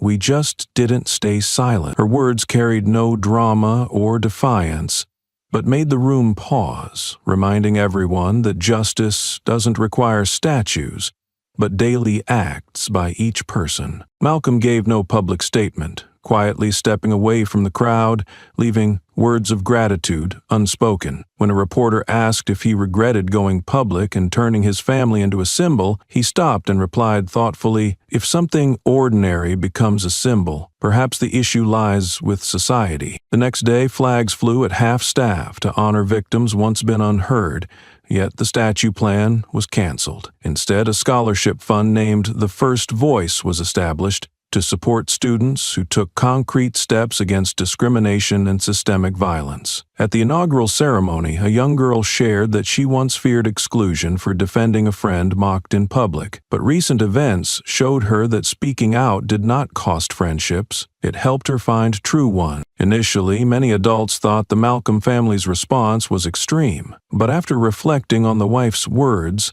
that they sought no honor, only the peace to live with integrity, respect began to replace doubt. A veteran journalist wrote in a weekend editorial, "Some enter history through extraordinary deeds. Others leave an indelible mark through quiet integrity." At a law student forum, a question was posed. If the Malcolm family had stayed silent, would justice have followed? The answer came from a simple story. A student who was once forced to remove her jacket during a school bag search submitted a petition after seeing the airport video. Her petition did not mention race but contained one line, "I want to be searched as a human, not an object." Not long after, schools in the area issued new directives regulating student searches, mandating guardian or counselor presence during any suspicious check, and requiring signed documentation of all actions. The reforms bore no name, but everyone knew who had inspired them. Thus, the legacy left by the family was not a statue in a public square, but the growing reflection in each community member asking, "If I had been there, what would I have done?" These small questions grant justice life, not through spectacle, but through the quiet choices of ordinary people. Early one morning, before the airport's first travelers arrived, a small bronze plaque was quietly installed beside security gate number 4, the site of the incident that shook the nation. No official announcement was made. A worker in a safety vest placed the plaque, drilled lightly, hammered steadily, and wiped off the dust before walking away. The plaque's inscription glowed beneath fluorescent lights, carved deep enough to read clearly, "Don't ask who's right, ask who's brave enough not to stay silent." The spot had once been marked by images of a mother pushed down, a child turned away in fear, and countless indifferent stares. It was chosen not to remind people of past wrongs, but to challenge every passerby. Today, will you look closely or turn away again? Amid rushing travelers, some paused at the plaque, a few took photos, but most hurried on, reluctant to carry such weight, precisely the hesitation the plaque was meant to capture. The check-in counter that morning was quieter than usual. Malcolm's family stood in the priority line, carrying a few small backpacks, just enough luggage for a short trip. His eldest daughter wore her summer camp uniform, her smile a mix of excitement and nervousness. Her eyes sparkled with anticipation, but beneath that was something deeper, a visible sense of ease, as no one in the area looked at her family as something strange or out of place. Malcolm's wife noticed the shift in atmosphere. There were no suspicious stares from security personnel, no glances scanning their skin color or silence. Instead, there was polite professionalism, sometimes tinged with the awkwardness of people who knew exactly whom they were facing. A TSA officer asked the little girl if she needed help with her boarding pass, then stepped back when he saw she could manage it on her own. Everything moved smoothly, gently, the way it should have been all along. As they approached the final checkpoint, a middle-aged woman in a gray coat slowly walked over to Malcolm's wife. She gently placed a hand on her shoulder, her voice rough with emotion, and whispered, "You don't know this, but my daughter used to be so afraid of the police she couldn't sleep. After what happened, she finally sleeps in her room." The words were brief, but they carried an untold story. Malcolm's wife nodded, saying nothing, but her eyes conveyed full understanding. Malcolm stood nearby, observing it all, calm as always. He didn't interrupt or speak, simply watching the two women as if reading a chapter of a book he had written, but now told in someone else's voice. His daughter had walked a few steps ahead, turning back to smile at her parents with a face both innocent and wiser than her years. In that moment, he realized what they were protecting wasn't reputation, it was the ability for this child to grow up without fearing any uniform. The boarding call came through the speakers, cutting the conversation short. The woman walked away, leaving behind a small slip of paper in Malcolm's wife's hand, a hastily written note. "Thank you for not staying silent. My child now knows the right thing isn't always safe, but it can change a life." She held the note tightly, then carefully folded it and placed it in her bag. On the walk back to the parking garage, Malcolm didn't say much. He looked at his wife for a long moment, as if to affirm they had chosen the right direction, the right method, and the right moment. She returned a slight nod, not because she needed to, but because they both knew this return wasn't the end of a journey. It was the chance to witness a new generation stepping forward without bowing down. That day, the airport's automatic doors opened and closed countless times. People came and went, all busy, all with reasons to rush. But among them, a few quiet steps left prints at the very spot where an awakening had once begun.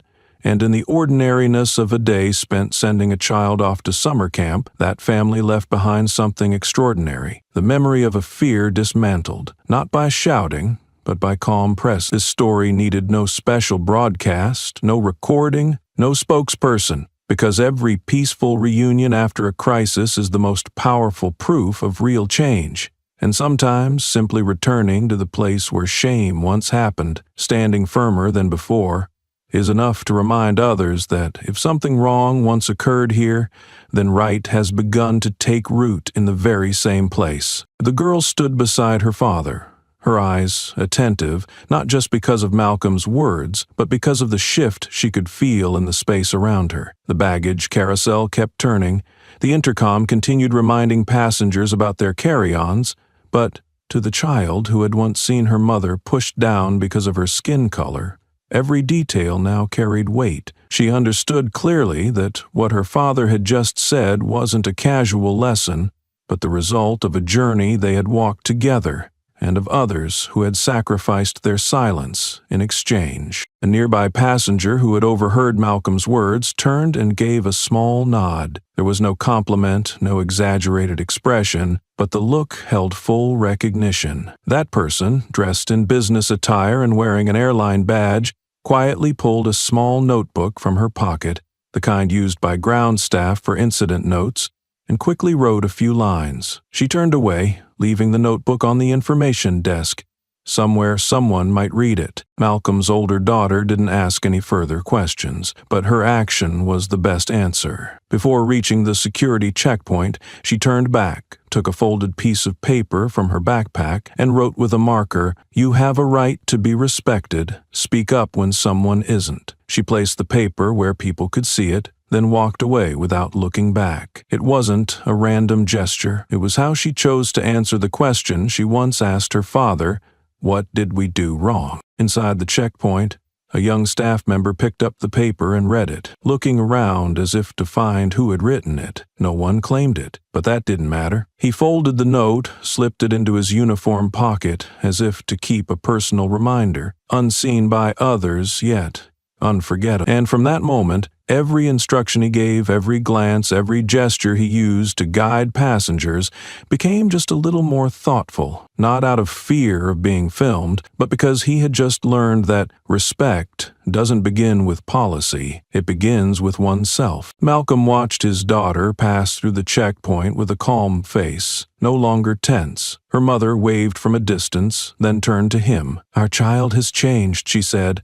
"but so has this place." He nodded, no words needed. Real change doesn't require banners. It shows through a glance, through the way a staff member steps half a pace back instead of blocking the way, through the way a passenger stands nearby without flinching, and sometimes through a small piece of paper. As they left the terminal, Malcolm paused for a moment at the digital board where flight information usually appeared. This time, among the lines listing departure times, one message was pinned in place. This terminal is committed to dignity and fairness. Every voice matters. He didn't know who had suggested that line. Maybe the new director, maybe an old staff member who had realized the value of presence. But he knew that sentence wasn't meant to honor anyone. It was meant to remind. Back at the car, his wife opened the door and took one last look at the airport grounds. Though it wasn't their first time there, it was the first time she walked away without a weight in her chest. Not because the pain was gone, but because she knew some things, if told at the right moment,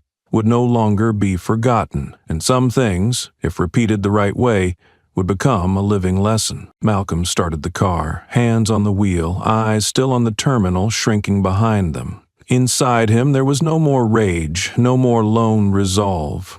Only one thing remained, crystal clear. Justice, when preserved through small actions, will never erode. Even a whisper at an airport gate or a handwritten note can be enough to make the entire system pause and look more closely. And from that, perhaps one more person will choose not to turn away. At the state legislative hall, the usual routine was replaced by an unusual silence. A female legislator stood up, holding a draft bill titled Protecting Personal Dignity at Security Checkpoints. The opening clause was clear and firm. No one shall be subject to a body, baggage, or identity search without a clearly stated reason, accompanied by a written report filed at the moment of the request. Those who had once dodged responsibility had no choice but to nod in agreement, fully aware that continued silence would mark them as complicit in history. Once the bill passed, law enforcement agencies statewide received detailed instructions. Airports, train stations, and government offices began installing dual surveillance systems, ensuring all footage would be synchronized with a federal database and stored for at least 3 years.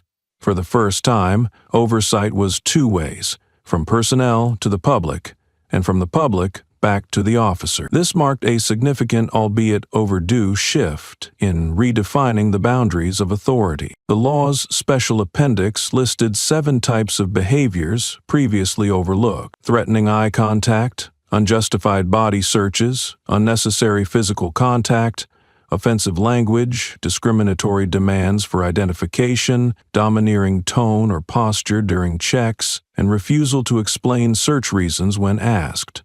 These acts, once seen as minor, were now formal violations, subject to discipline or criminal charges if repeated. In law enforcement training academies, a new slide proclaimed, "Power is not immunity." Curricula were urgently updated to include real-life case studies. In one reserve officer class, an instructor bypassed legal jargon to share a story about a child who developed anxiety after witnessing her mother's rough treatment during a checkpoint. The room fell completely silent, leaving no doubt about the law's necessity. At an internal Federal Transportation Security Agency meeting, the regional commander presented findings.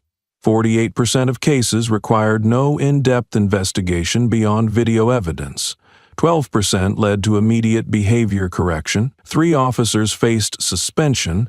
1 was prosecuted. Though silent, these numbers made everyone present reassess both past failures and future accountability. Meanwhile, outside the legislature, high school students staged a mock airport checkpoint for passers-by, distributing cards asking, "If you saw yourself on surveillance, would you feel proud or ashamed?" Sometimes societal change begins not with laws, but with a person's honest reflection on themselves. In a small house on the outskirts of the city, the police officer who appeared in the controversial video sat quietly before the Internal Affairs Review Board. No one forced him to speak, but he voluntarily took the microphone. That day, I stood with my arms crossed. I didn't shout, didn't give orders, and didn't step in. I thought silence was the way to avoid trouble. His voice was hoarse, his hands resting lightly in front of him. I grew up with the belief that loyalty meant keeping order, but now I understand that sometimes it's that false sense of order that kills what's right. The board did not respond immediately, but some eyes in the room softened, not out of forgiveness, but because something real had finally been said. In the rookie officer training class, the elderly instructor changed his lesson plan at the last minute. Instead of beginning with legal definitions or disciplinary protocols, he projected a still image from the video that had shocked the public. The image was paused at the moment the officer stood with folded arms as the mother was shoved to the ground in front of her daughter. This, he pointed, is not the most violent moment, but it's the one that breaks trust. A young cadet raised a hand and asked, what if he had spoken up that day? The instructor answered plainly, maybe we wouldn't need to rewrite the law. At a community forum in the Central District, residents gathered to share opinions on the new policies. A middle-aged woman stepped forward, her voice clear. I've never known the names of the people in that video, but I saw myself in it, because I once turned away when I saw a child unfairly yelled at the bus stop. Her words didn't bring tears, but they shifted the heavy atmosphere towards something more honest. Reactions that had long been taught as safe were now being reweighed on an ethical scale. At the same time, an arts high school held a special exhibit titled Silence and Boundaries. On the walls, dozens of drawings depicted everyday scenes. A child stopped because their backpack was too old, a father asked to prove his identity in front of his daughter, and an elderly woman held back because her wedding ring triggered the metal detector. Under each illustration, students wrote short captions. One 11th grader wrote, "We weren't born to be powerless witnesses.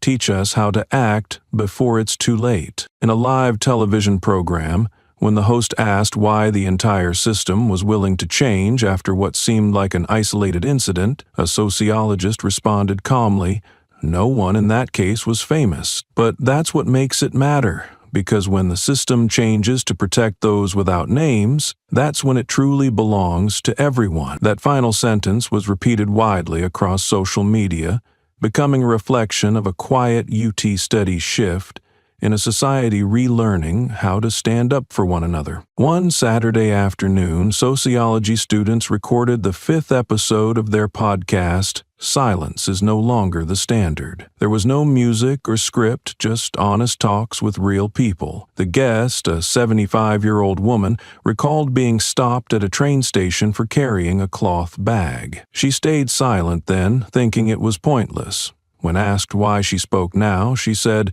"Because my grandchild shouldn't grow up believing silence is the only way to be safe." At first, the podcast's release drew little attention, but within days, clips spread widely, from student forums to activists' pages. Many thanked the show for reviving buried memories to heal rather than deepen pain. A history professor noted this was more than truth-telling.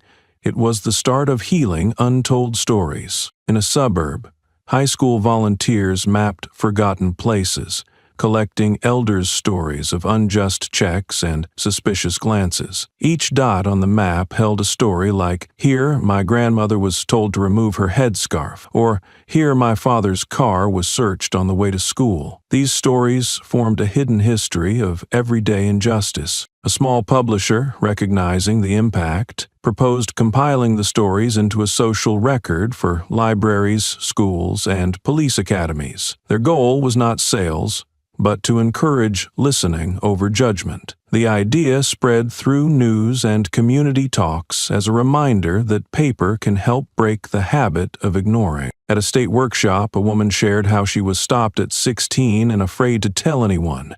She spoke not for herself, but to warn that silence burdens the next generation. The room fell silent as everyone realized these words should have been heard long ago. The campaign reached beyond schools, inspiring short films that simply recorded people breaking their silence. Audiences stayed after screenings asking, What have we been silent about? Sometimes one question is enough to shift a community's awareness. An old video resurfaced showing a police officer standing before an Asian family at a baggage checkpoint. His tone was arrogant as he said, "This bag looks suspicious. Do your family members understand English?" The mother held her child. The father stayed calm. No argument or outburst, only heavy silence from those who knew they couldn't react. Back then, the clip was almost forgotten due to low public attention. This time was different. The airport incident made the officer the focus of scrutiny. Past actions and vague remarks formed a distorted image of unchecked power. Social media users shared personal stories, no call to action needed. "I was accused just for having the last name Tran.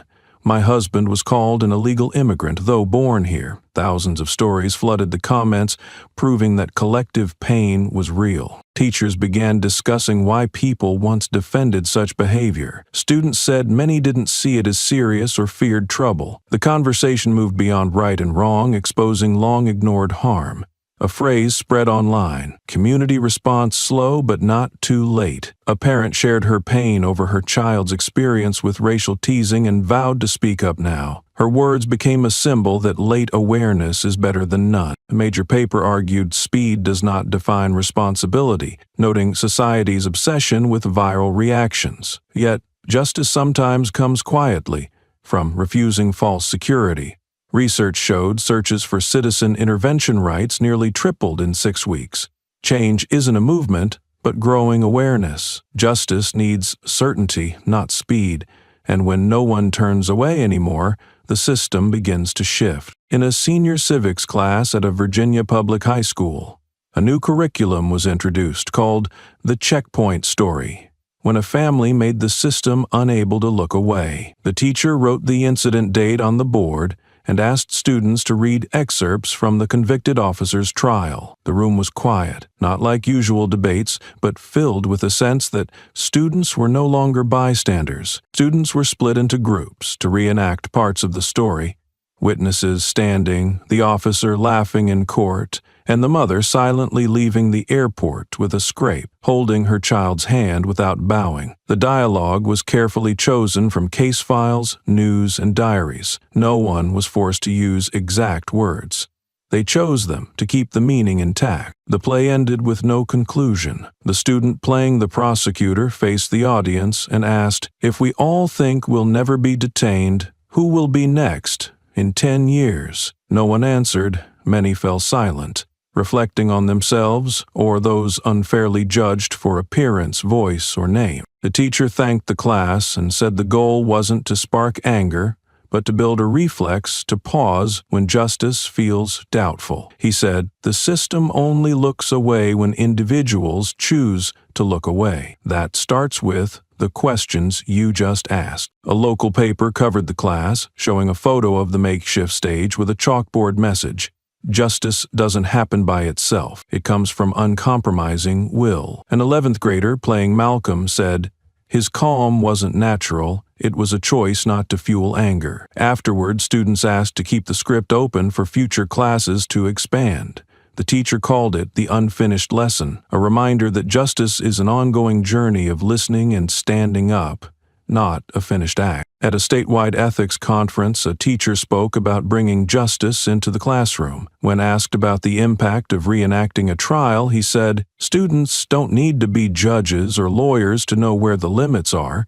They just need to know that standing up is never the wrong time, only if we've never tried." The quiet applause that followed marked a moment of awakening. At a faculty meeting, an ethics teacher shared, "We don't need to make them heroes. We just need to remember what happened." He spoke softly, without banners or music, yet his words struck those who had never taught students how to face their fears. He recalled a seminar where students were asked what had caused them to stay silent. They don't need us to speak for them. They need to know their memory remains and has a place. This inspired a local high school to create a silent room. It started with a group of students who had staged a courtroom play. They wanted a space where they could leave behind unspoken truths. An old classroom was transformed with circular seating and low whiteboards, so even younger students could write freely. On the wall, "Silent Room" was written in subtle italics, a reminder that you don't need to shout to be heard. A small mailbox allowed students to anonymously share their stories. Every week, the counseling team reads one of these stories aloud. One 10th grader shared, "I saw my friend teased for a torn shirt. I laughed to fit in. I wrote that down and put it in the box. When I heard it read aloud, I felt forgiven, but also knew I needed to change." Teachers noticed that the atmosphere had shifted to a quieter, more thoughtful one as students began to ask what they could do when they saw others mistreated. The Silent Room wasn't publicized, but soon other schools asked how it worked. It became a model that spread through the area, its value lying in the words left unsaid. A veteran teacher recalled a 9th grade student writing about being forbidden by her brother to wear an audai because of his fear of others misinterpreting her gender. "I wrote it down, and though I'm still scared, I know I've been seen." The principal later stated, "We didn't create a place for students to be brave. We created a place for them to see they're not alone when they learn how to be brave." The message spread beyond a slogan. Education begins not with tests, but with a place where truth can be spoken. What started as a lesson in ethics, a reenacted trial, and a family standing firm in silence grew into a story that lived on in quiet spaces where voices didn't need to be loud, just real. A little girl held her father's hand as they passed through the security checkpoint, her pink backpack swinging gently. The coordinating officer that day gave a subtle signal, inviting the father to accompany his daughter to make the process less stressful. A small decision, but unlike any before. The mother, wearing a green hijab, silently watched, not fumbling for documents as usual. She said nothing, but her eyes met the officers with a gratitude that anyone familiar with Malcolm's story would recognize. A silent thank you, as if the past had been corrected by a right action in the present. After completing the procedure, the mother nodded quietly and quickly headed to the boarding gate with her family. They didn't know the officer's name, nor did he need to know theirs. Yet that simple act, letting a father accompany his daughter and avoiding the system's scrutinizing gaze, made that day free of hurt. A flight attendant who had witnessed many tearful passengers noted the moment in her diary. "For the first time in years, I saw a family that looked like mine pass through without being stopped to explain why they live here." The story was shared on the airport's internal forum. A security system engineer who saw it proposed adding positive behavior feedback to regular meetings. He said, "We record every loss of control, so why not record moments when someone stays calm and kind?" The idea was approved. A small board was hung in the control room, updated weekly with cases where staff's right reactions preserved passengers' dignity. That week's entry read, "Day 18, morning shift. Checkpoint C3. An officer did not ask why the father accompanied the child, but asked how to make the girl feel safe. No names were displayed, no awards given, but the recognition carried its power. Security staff, used to being named only for mistakes, began realizing they could be mentioned for doing right, even if unseen on video or online. One staff member from that shift shared in a private group, "I remember the first time I saw an officer not ask a mother to remove her headscarf. I almost cried. Now I laugh because I see someone passing through normally." In the following days, nearby airports started discussing child screening procedures, especially for families of Middle Eastern, African, or South Asian descent. Small actions, non-suspicious looks, gentle gestures, presence of parents were added to the new staff training. An internal memo noted, "You don't have to erase every mistake to start anew. Just stop repeating them and keep the moments when you got it right." The family of the young girl left the airport, unaware that the mother's gentle smile marked a shift. No articles were written about them, and no interviews followed. But in the gaps of a system that once overlooked so much, their presence became a test of a new reflex, the gatekeeper's role not to judge, but to protect others' space. As Malcolm's story faded into textbooks, it quietly lived on, through an unspoken right action, a gesture that made children feel safe, and a grateful glance that needed no name. That remark came at the end of a shift when only a few people were left in the break room. The man, a security officer for over 10 years, once considered quitting due to feeling like a cog in an indifferent system. But when that family passed through, not questioned excessively or forced to prove themselves, he realized his role was to protect, not enforce. From that afternoon on, internal meetings began sharing instances of doing right, rather than only discussing violations. One instance involved an employee ensuring an elderly woman with an oxygen tank didn't stand too long at the checkpoint. No praise, but a handwritten note on the bulletin board read, "Sometimes protection needs no orders, just patience." Those who thought the system relied on fear began to see change. Small suggestions like adding seats for elderly passengers or adjusting announcement language to reduce intimidation were trialed. Though small, these actions proved to those who witnessed Malcolm's story that society was trying not to repeat past mistakes. At an aviation security workshop, a manager shared, "We thought we were hired to enforce, but now we understand we can choose how to enforce it." Her words left the room in genuine silence, a silence of true listening, something once missing. Outside the airport, the changes began to spread. A non-profit report showed a decrease in random checks of minority children in states with new laws. They concluded, not everyone knows the origin story, but new laws are changing how children feel about existing without suspicion. No headlines were written about this shift, no reporters waited in the lobby. But anyone who passed through felt something had changed. Simple gestures, a nod, a gentle glance, were now celebrated as actions worth preserving. That nod, once a mere courtesy, now symbolized society's new lesson: how not to look away when witnessing wrongdoing. A quiet nod, needing no praise, but enough to make someone decide to stay. From that moment on, a system once used to shielding each other began to realize that correcting mistakes is not weakness, but the courage needed to move forward without being held back by past wrong. An internal report, marked confidential, quickly spread within professional circles as an urgent warning. It identified 203 checks lacking clear justification, and 64 cases showing signs of discrimination based on race, name, or religious attire. These numbers were not just statistics, but an unspoken confession that the system had allowed reflexes to override reason and emotions to trump law. Those once proud to maintain security now faced a truth never taught.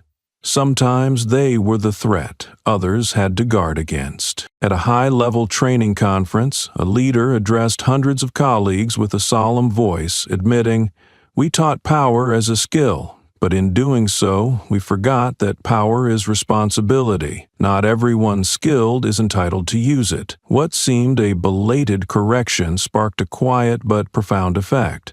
Training centers began reviewing curricula. Guidelines were rewritten to include situational pause, once seen as slowing down procedures, now recognized as crucial to distinguishing reasonable action from abuse. Malcolm was invited to be the chief advisor on the ethical reform program. He carefully reviewed all materials and gave specific feedback, but declined official appearances. In his reply, he wrote simply, "I do not need to be named, just make sure they relearn." For him, his role was not to become a symbol, but to erase false honor that silenced many. No recognition was needed if the lessons failed to reach learners. An internal document titled Balancing Reflex and Awareness included a line many reread. If professional reflexes lack emotional control, justice becomes crippled, and this will come from those who believe they protect it. The document became the opening lesson for retraining classes, where those once confident in quick responses had to relearn to pause,